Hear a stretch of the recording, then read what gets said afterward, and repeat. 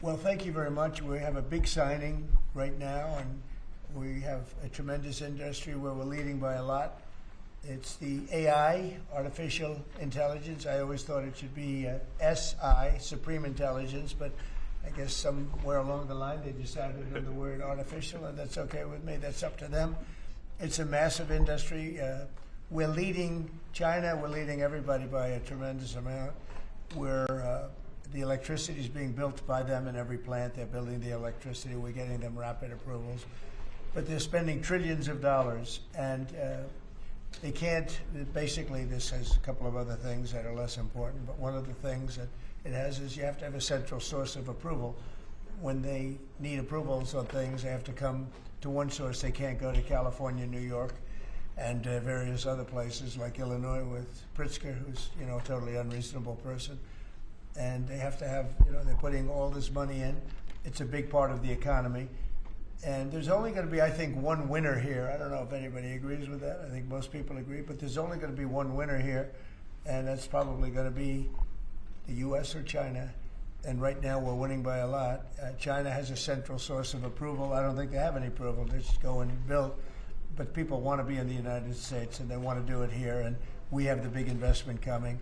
But if they had to get 50 different approvals from 50 different states, you could forget it, because it's not possible to do, especially if you have some hostile. All you need is one hostile actor, and you wouldn't be able to do it.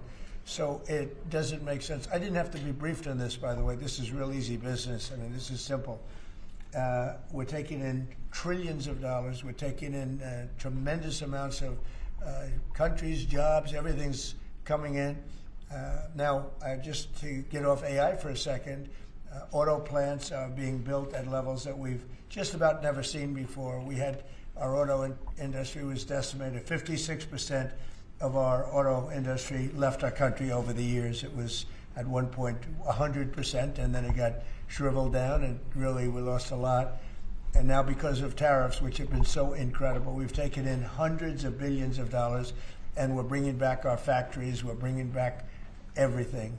We've never been in a position like this. Our stock market today was, well, I saw it a few hours ago, but a few hours ago it was way up, and we hit a new high for the 52nd time in 10 months.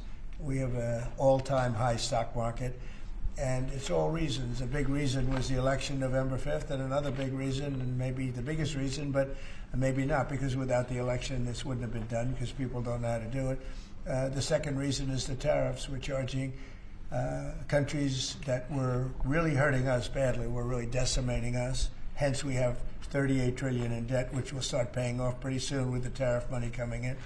But countries that were really decimating us use tariffs against us. Now we're using tariffs. All we want is fair. All we want is national security. It's given us great national security. I settled 8 wars, and numerous of them was because of trade and because of tariffs. So we're very happy with that. But this is about something a little bit different. We want to have one central source of approval, and we have, I think, great Republican support. I think we probably have Democrat support too, because it's common sense. I mean, you can't go to, every time you make a change, and it could be a very reasonable change, you still won't get it approved if you have to go to 50 states. So this centralizes it, and it's something which the people behind me, the very distinguished people, all, but Tim Cook just left of Apple, and spoke to all of the big companies, great companies, and they won't be able to do this. This will not be successful unless they have one source of approval, or disapproval, frankly. You could have disapproval too, but it's got to be one source. They can't go to 50 different sources. So I just want to thank everybody for being here. And Will, what would you like to add to that? Sure. Mr. President, as you said, in keeping with your commitment to grow the American economy, create potentially millions of new American jobs, and maintain America's technological and military superiority in the years ahead, this is an executive order that orders aspects of your administration to take decisive action to ensure that AI can operate within a single national framework in this country, as opposed to being subject to state-level regulation that could potentially cripple the industry. David Sachs, your AI and crypto czar, has been one of the key players and key authors behind this EO. He can give you more of the granular detail, but the big picture is that we're taking steps to ensure that AI operates under a single national standard so that we can reap the benefits that will come from it in terms of economic growth, job development, national security, and technological edge. And it's really the biggest industry that anybody's seen. I mean, it's taking off. And again, I believe there'll only be one country that really benefits, and it should be the United States. And it will be if we do this, if we're unified. We have to be unified.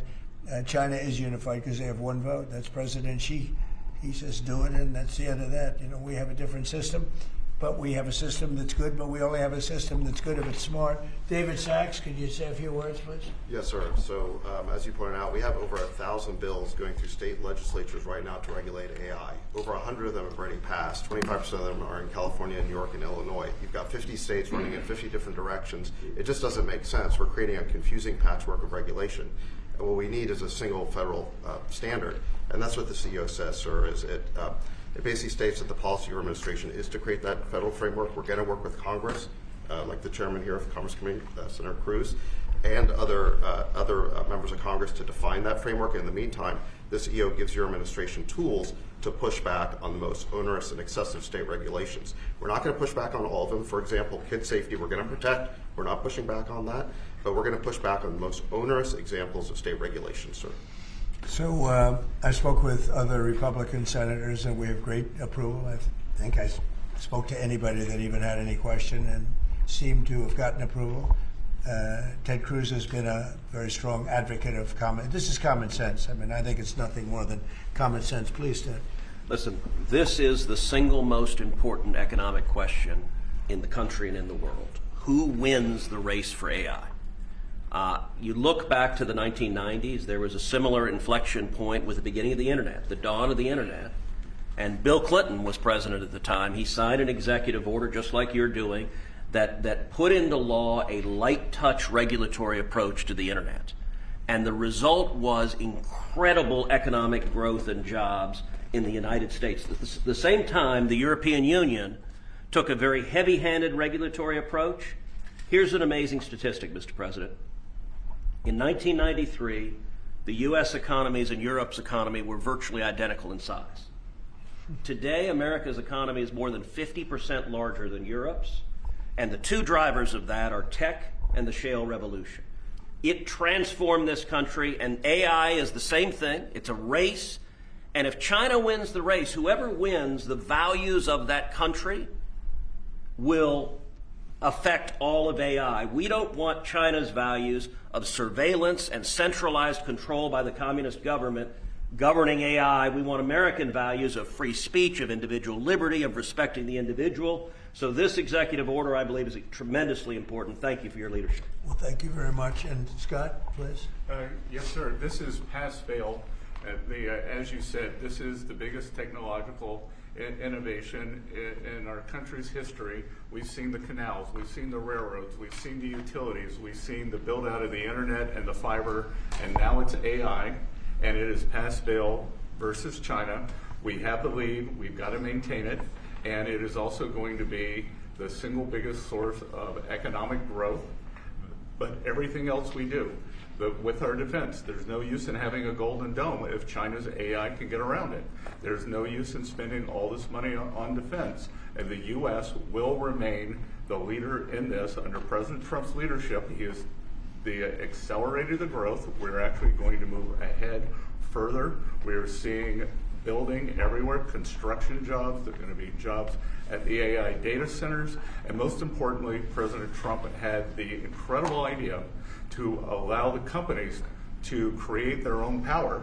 And we are going to see soon that communities near AI facilities will have the same or lower electric costs than other communities, which is a great innovation. So this is an important document today.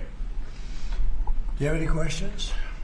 On this subject, President Trump, are you more worried about the U.S. winning the race for AI dominance with China or about AI's potential threat to humanity?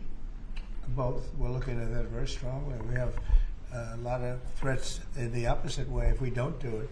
You look at the medical and medical research. Already the things that have come out of AI in terms of medical and cancer research and things were way ahead of what we ever thought we'd be, just from the infancy of AI. So really both, and we want to be very careful with it.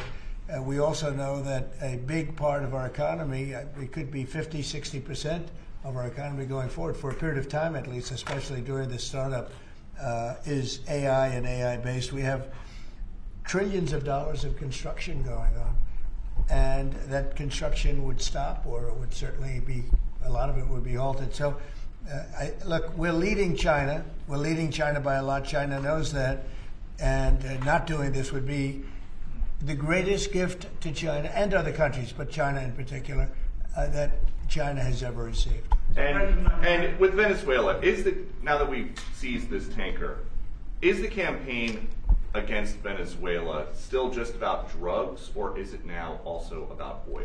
Well, it's about a lot of things, but one of the things it's about is the fact that they've allowed millions of people to come into our country from their prisons, from gangs, from drug dealers, and from mental institutions, probably proportionately more than anybody else. They came in from many countries.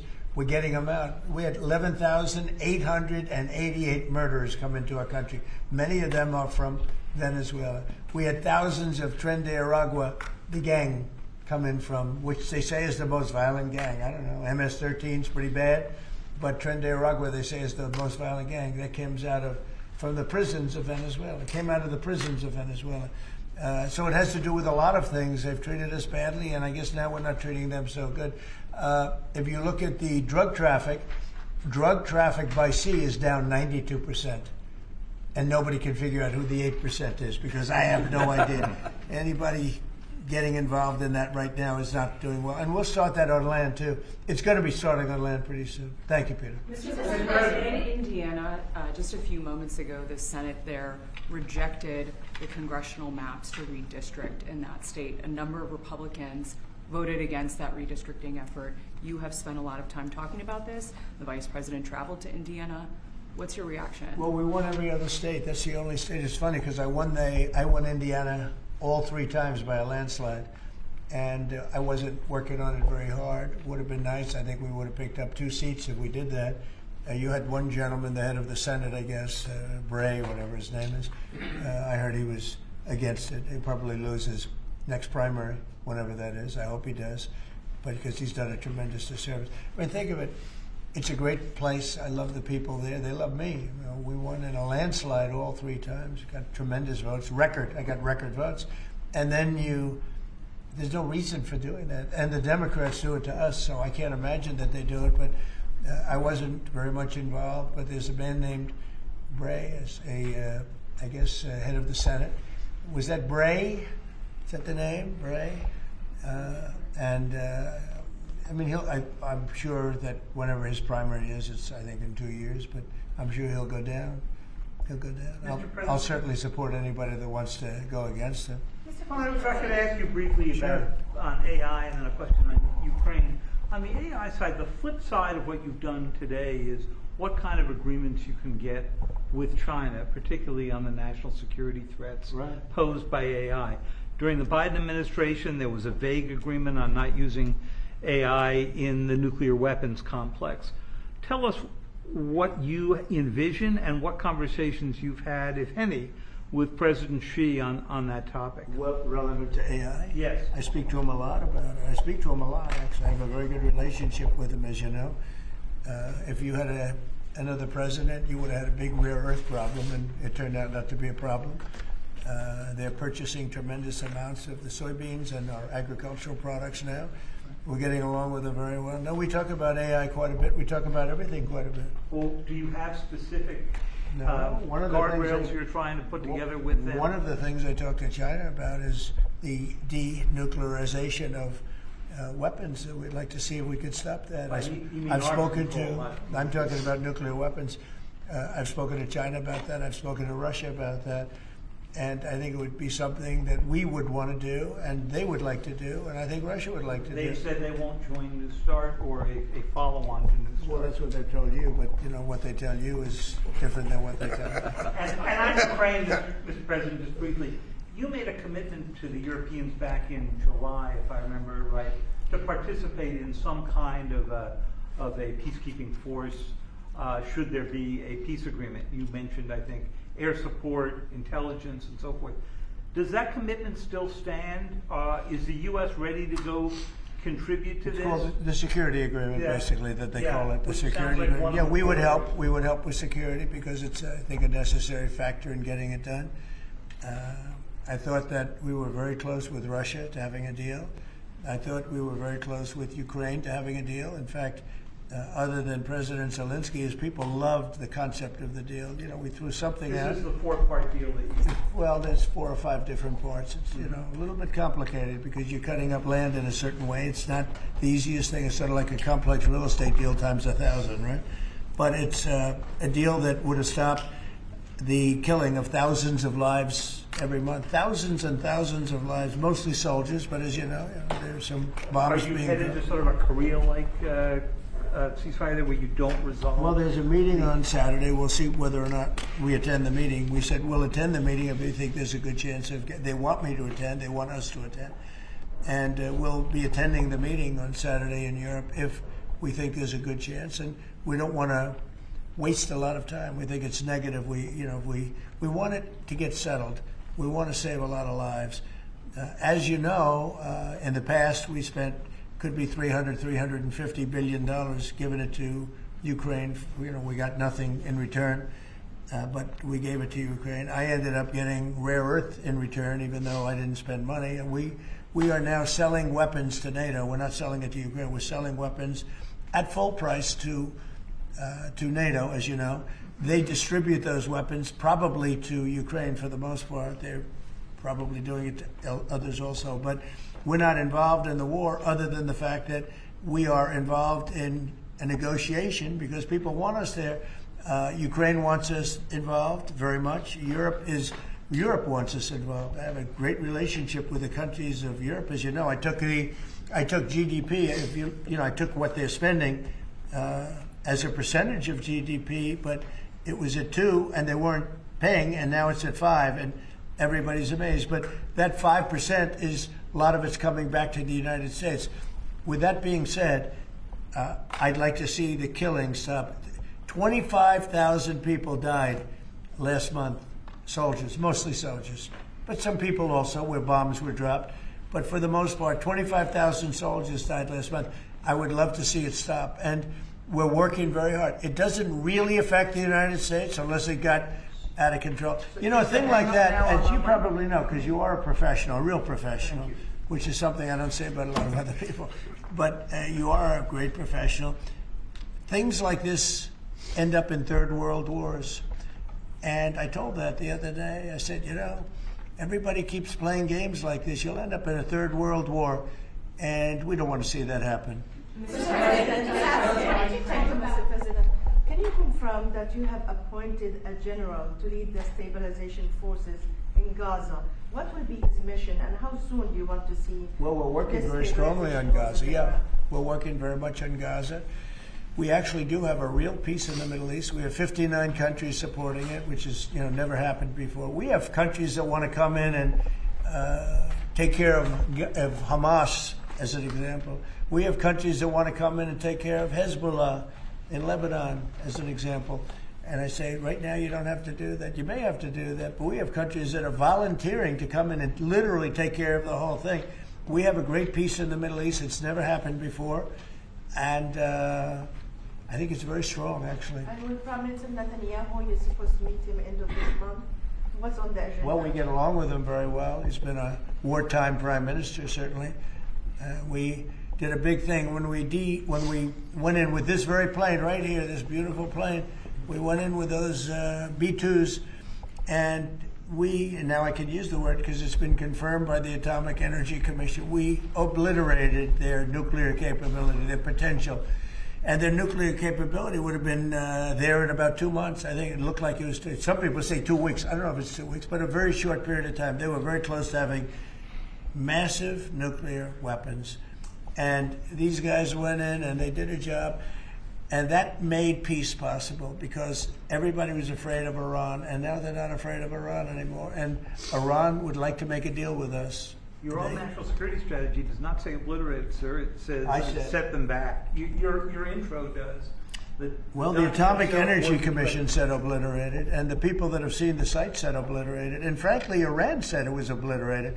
And to show you how accurate it was, and you know, I fight for the pilots because the pilots and those people went in there at great risk, and they hit every single target on every single bomb, and they did a lot of damage. And for them to be given anything less than 100% of the credit is unfair. So I will tell you, the Atomic Energy Commission said it's like gonzo. It's one person actually used the term obliterated, but Iran actually said that they probably can never go there again. They can probably never start there again. If they ever started, they'd probably choose a new site. But regardless, we took out the Iran nuclear site with great talent. No other country could have done that. No other country has weapons like we do, but no other country could have done that. We have the best weapons in the world. We have the best military in the world. And when we took out Iran, that allowed for peace. There's no way that, and I really have great respect for the King of Saudi Arabia, for the Emir. I'm friend with UAE. These are great people. These are actually great people and great leaders. There's no way they could have done a deal if Iran was not really nullified to a large extent. Iran is not the same country. Iran was a country that was feared by everybody. Now it's a country that's been very much downgraded. I'm sure they'll try and come back, and they're very capable people. Maybe they will, maybe they won't. They are reconstituting their missile program quite quickly. Well, you know, they can try, but it's going to take them a long time to come back. But if they do want to come back, and they want to come back without a deal, then we're going to obliterate that one too. You know, we can knock out their missiles very quickly. We have great power, and we helped Israel a lot. We were shooting down the drones. We were doing a lot of things for Israel. We did a good job for Israel, but Israel did a good job. They fought, and they all fought bravely. Look, that's a war. That's a vicious war. They're all vicious wars. When you write, hey, you covered a lot of wars, they're all vicious. We never saw a nice one, right? Right. They're all vicious. But that was a big fight. But the big thing was the knockout of the possible nuclear capability. And it was a complete knockout of nuclear capability. That doesn't mean that over the next 2 years or 3 years they're not going to come back or not going to try. I think they got hit so hard, they may talk about trying, but I don't think they want to try. And I can tell you that they would love to be able to make a deal with me. They would love to be able to make a deal with me. And I'd love to make a deal with them if we could. You know, we were not close, but not so close, but we were reasonably there for a deal with Iran before the bombing. And they would have been much better off if they made a deal. They could have had a deal. They could have had a deal where they would have been much better off. Look at what we've done. I mean, their place is blown up. Forget about the nuclear. The nuclear is gone, but look at the damage they've suffered, the death that they've suffered. They could have had a deal with nobody would have died, no buildings would have been down, nothing would have happened. We would have blown up their nuclear, and that would have been it. They could have had a great deal, but they missed that opportunity. But they would like to make a deal right now. Iran would like to make a deal with me. Yes, please. Yeah, thank you, Mr. President. Do you think the Senate should confirm your nominee for Religious Freedom Ambassador, Mark Walker, in time for Christmas, as you know, a Christmas gift to Christians around the world? Well, I don't know. I mean, I've heard good things about Mark. Why is something come up that I don't know about? Well, he was nominated in April, and he still hasn't received even a... Well, I'd like to see him. I mean, I'm hearing very good things about him. So I thought by asking that question, you know, something new came up. You know, there's breaking news about Mark Walker. You know, yeah, I'd like to see him. I've always found him to be a high-quality person, frankly. Yeah, I'd like to see that happen. I will say John Thune, though, has done a good job. He's approved. He's gotten hundreds of people approved.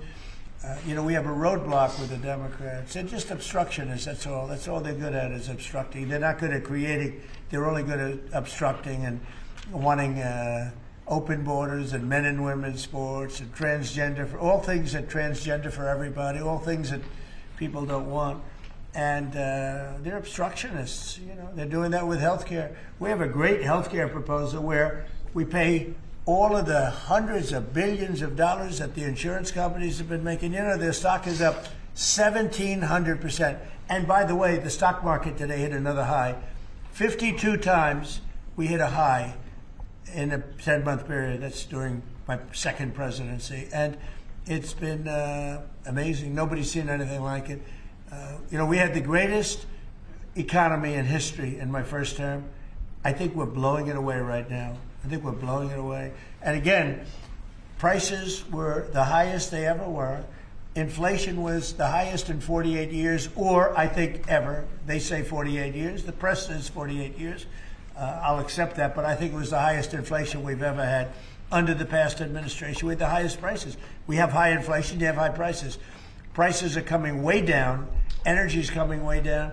Gasoline is hitting now $1.99 in a couple of states, and it's way down. Gasoline is way down. And when gasoline and energy comes down, everything follows. But prices are coming down, and we have an unbelievable economy. 401ks are setting a record. 401ks that's owned by a lot of people because they're based on the stock market. And the stock market for 52nd time has just hit a brand new high. So it's amazing what's happening. And I will say this, our country is respected again. I think we're respected like never before. The United States is respected again. We have a country that was a dead country 1 year ago, dead. And now it's the hottest country anywhere in the world. Thank you very much, everybody. Thank you, Press. Thank you, Press. Thank you. You can call. Thank you.